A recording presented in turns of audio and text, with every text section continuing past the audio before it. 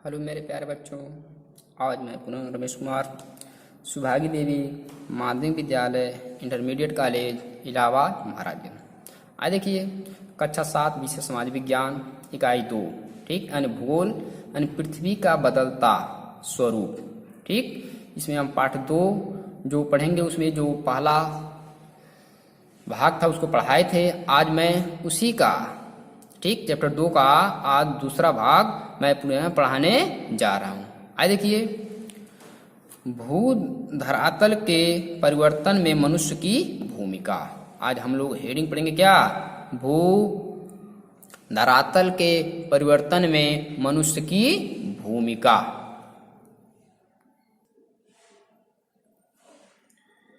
मनुष्य भू धरातल में परिवर्तन के लिए एक नई अनेक प्रकार से उत्तरदायी है। यानी मनुष्य भू धरातल में परिवर्तन के लिए एक नई अनेक प्रकार से क्या है? उत्तरदायी है। पहला उसमें क्या है? वृक्षों की कटाई। ठीक, पहला हमारा क्या है? वृक्षों की कटाई। दूसरा है नाभिकीय परीक्षण।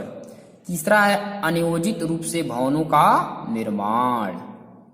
और चौथा है गंदे और विषैले जल का बहिस्राव। यानी गंदे और विषैले जल का क्या है? बहिस्राव। विशाल बांधों का निर्माण। और लास्ट है शहर का कूड़ा कचरा फेंकना। ठीक, और लास्ट हमारा क्या है? शहर का कूड़ा कचरा फेंकना। इसमें आप जान लीजिए, जैसे नदियां और दराएं हिम नदियों से शुरू होकर घाटियों, पठारों या पर्वतीय क्षेत्रों से निकलती हैं और मैदानों में क्या है? बहती हुई अंततः समुद्र में गिरती हैं। यह हम लोग को जानने के लिए है, आप लोग को जानने के लिए। वे स्थलाकृतियों का निर्माण, घाटी मार्ग रचना तथा घाटियों को चौड़ा करती हैं तथा डेल्टाओं या खड़ी ढाल वाले विशाल जल प्रपातों का निर्माण करती है। यह हम लोग को क्या है? जानना है इसको। तो आइए देखिए, शहर का कूड़ा कचरा क्या है? फेंकना है। क्या है? भू धरातल के परिवर्तन मनुष्य की क्या है? सब भूमिका है। ठीक है ना? इसमें आइए देखिए, सबसे पहले नदियां क्या है? नदियां जैसे जैसे पहाड़ियों से नीचे की ओर बहती हैं। हम सभी जानते हैं कि नदियां जैसे जैसे पहाड़ियों से नीचे को क्या करती हैं? बहती हैं। तब ये अन्य जलधाराओं या नदियों, जिन्हें सहायक नदियां कहते हैं, से जुड़ जाती हैं। ये नदियां जैसे ही पहाड़ से नीचे गिरती हैं और फिर जलधारा या नदियों, जिन्हें सहायक नदियों में क्या कहती हैं? अपनी सहायक जो नदी है उनसे बड़ी नदियां होती हैं वह जुड़ जाती हैं। नदी और इसकी सहायक नदियां मिलकर एक नदी तंत्र बनाती हैं और वह स्थल क्षेत्र जो नदी और इसकी सहायक नदियों द्वारा बनाया जाता है, नदी द्रोणी कहलाता है। वो क्या कहलाता है? नदी द्रोणी। समुद्र के निकट कम ढाल होने के कारण, यानी समुद्र के निकट कम ढाल होने के कारण नदी द्वारा अपने साथ अपरदित पदार्थों या अवसादों को आगे बहा ले जाना कठिन हो जाता है तथा वह उन्हें वही क्या करता है? जमा कर देती है। जब पानी तेज बहाव नहीं कर पाती है अवसादों को, तो क्या करती है? आसपास जमा कर देती है। नदी के मुहाने के समीप मिट्टी के जमाव से डेल्टा बन जाता है। ठीक, यानी उसके मुहाने के समीप मिट्टी का जो जमाव ज्यादा हो जाता है, जमाव हो जाता है, जिसे जमाव से क्या बन जाता है? डेल्टा बन जाता है। डेल्टा जलोढ़ मिट्टी से बना, यानी डेल्टा जलोढ़ मिट्टी से बना लगभग त्रिभुजाकार भूभाग होता है। कैसा होता है? लगभग त्रिभुजाकार भूभाग होता है। ग्रीक भाषा के अक्षर यानी डेल्टा की आकृति त्रिभुज जैसी होती है।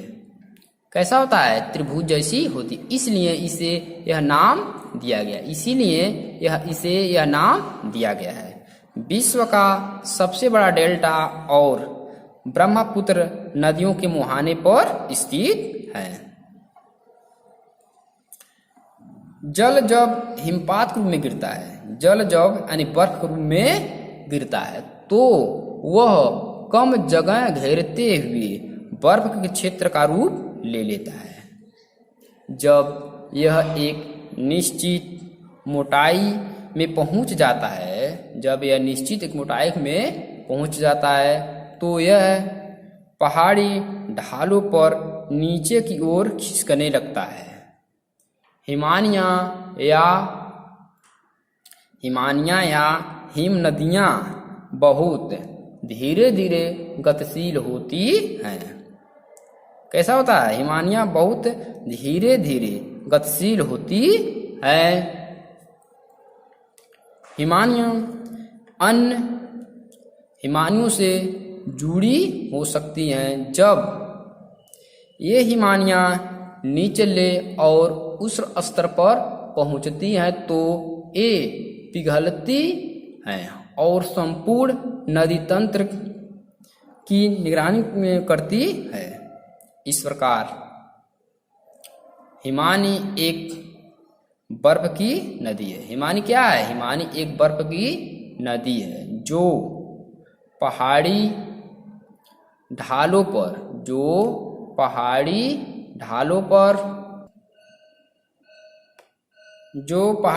पर नीचे की ओर धीरे धीरे गति करती है। हिमानियाँ अधिक ऊंचाई वाले तथा उच्च अक्षांशों में पाई जाती है, जहाँ तापमान बहुत कम होता है। हिमानियाँ दो वर्गों में विभाजित होती हैं। हिमानी कितने वर्गों में विभाजित होती हैं? दो। पहला है पर्वतीय हिमानी या हिमनद, पहला उसमें है पर्वतीय हिमानी या हिमनद। दूसरा है महाद्वीपीय हिमानी या हिमनद। आइए देखिए पर्वतीय हिमनद। पहला उसमें हमारा हेडिंग है पर्वतीय हिमनद।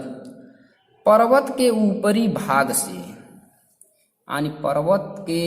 भाग से नीचे घाटी की ओर गति करते हैं। ये हिमनद हिमालय या आल्प्स जैसे ऊंचे पर्वतों पर पाए जाते हैं। गंगा और यमुना नदियों का उदय भी पर्वतीय हिमनदों के पिघलने से ही हुआ है।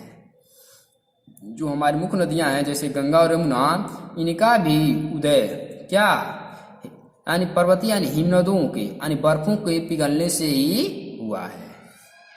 जब किसी क्षेत्र का एक बड़ा भाग बर्फ से ढका रहता है, तो उसे महाद्वीपीय हिमनद कहते हैं। ये आकार में काफी बड़े होते हैं। ये आकार में कैसे होते हैं? काफी बड़े होते हैं, किंतु इनकी गति धीमी होती है। लेकिन इनकी गति कैसी है? धीमी है। ये पूरी तरह से भूधरातल को मोटी बर्फ की चादर के रूप में ढके रहते हैं। ये मोटी बर्फ की चादर में क्या रहते हैं? ढके रहते हैं। ये प्रायः ध्रुवीय क्षेत्रों में पाए जाते हैं। ये प्रायः कहाँ पाए जाते हैं? ध्रुवीय क्षेत्रों में पाए जाते हैं। अंटार्कटिका महाद्वीपीय हिमनद का सबसे अच्छा उदाहरण है। यूरोप, एशिया और उत्तरी अमेरिका के उत्तरी भाग में महाद्वीपीय हिमनद पाए जाते हैं। ये जो हिमनद हैं वो कहाँ कहाँ पाए जाते हैं? यूरोप, एशिया और उत्तरी अमेरिका के उत्तरी भागों में महाद्वीपीय हिमनद पाए जाते हैं। अब आइए देखिए अगला हमारा है मृदा। मृदा किसे कहते हैं? मृदा क्या है? मृदा नए और अपक्षीय शैलीय पदार्थों, विलेय और फिर से प्राप्त यानी फिर से प्राप्त होने वाले खनिज लवणों और जैविक पदार्थों या ह्यूमस का एक जटिल मिश्रण है। कौन? मृदा। यह कहा जा सकता है कि पृथ्वी का धरातल छोटे और असंगठित कणों वाली एक परत से ढका हुआ है, जिसे मृदा या मिट्टी कहते हैं, जिसे मृदा या मिट्टी कहते हैं। ये मृदा अवयव बिलवासी जंतुओं यानी पेड़ पौधों की जड़ों के दाब और भूमिगत जल की गति द्वारा आपस में मिल जाते हैं। कौन? मृदा।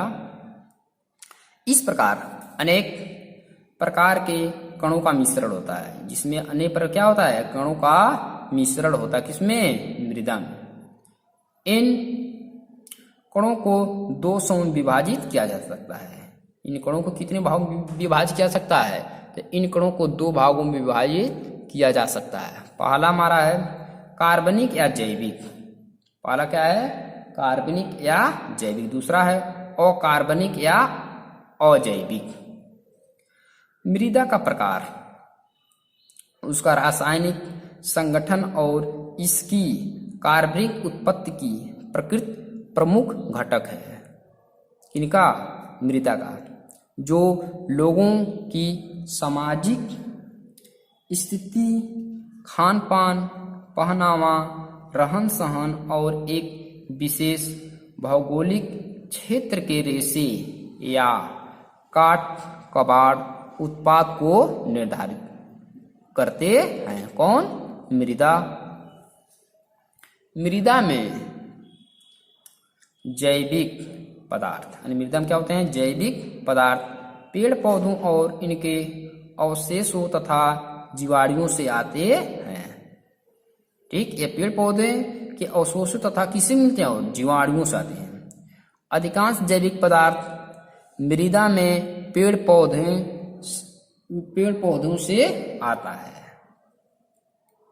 समय के साथ यानी समय के क्या साथ साथ यही जैविक पदार्थ जीवाणुवीय क्रिया द्वारा गहरे रंग के पदार्थ अर्थात हाइमस में बदल जाता है। बाद में क्या होता है? जीवाणु क्रिया द्वारा गहरे रंग के पदार्थ अर्थात हाइमस में बदल जाता है।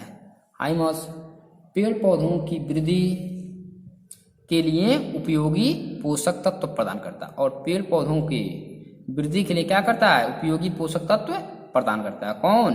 मृदा। हाइमस का अनुपात मृदा की उर्वरता निर्धारित करता है। मरुस्थल की मृदा में हाइमस की मात्रा कम होती है और यह कम उपजाऊ होती है, जबकि दलदली और आर्द्र मैदानों की मृदा में हाइमस अधिक होता है। गर्म जलवायु जैविक पदार्थों में क्षय को बढ़ावा देती है और मृदा घनी होती है। और मृदा कैसी होती है? घनी होती है। ठंडी जलवायु कम अपक्षय उत्पन्न करती है और मृदा क्या होती है? मृदा हल्की होती है। अजैविक पदार्थों में अपक्षयित शैलों के यानी अजैविक पदार्थों में अपक्षयित शैलों के छोटे छोटे टुकड़े रेत, गाद, मिट्टी और धूल आदि होते हैं। शैल या चट्टानें भिन्न भिन्न आकार की होती हैं। शैल या चट्टानें कैसी होती हैं? भिन्न भिन्न आकार की होती हैं। ये बड़े आकार में कंकड़ या बजरी और छोटे आकार में बालू कहलाते हैं। कौन? मृदा।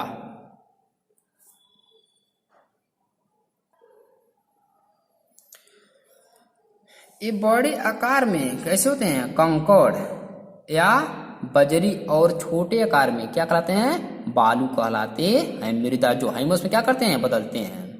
ठीक, तो इस तरह से मेरे प्यारे बच्चों आज मैं यहीं इसको समाप्त करता हूँ। अगला जो शेष भाग है उसको कल पढ़ाऊंगा। तब तक के लिए धन्यवाद।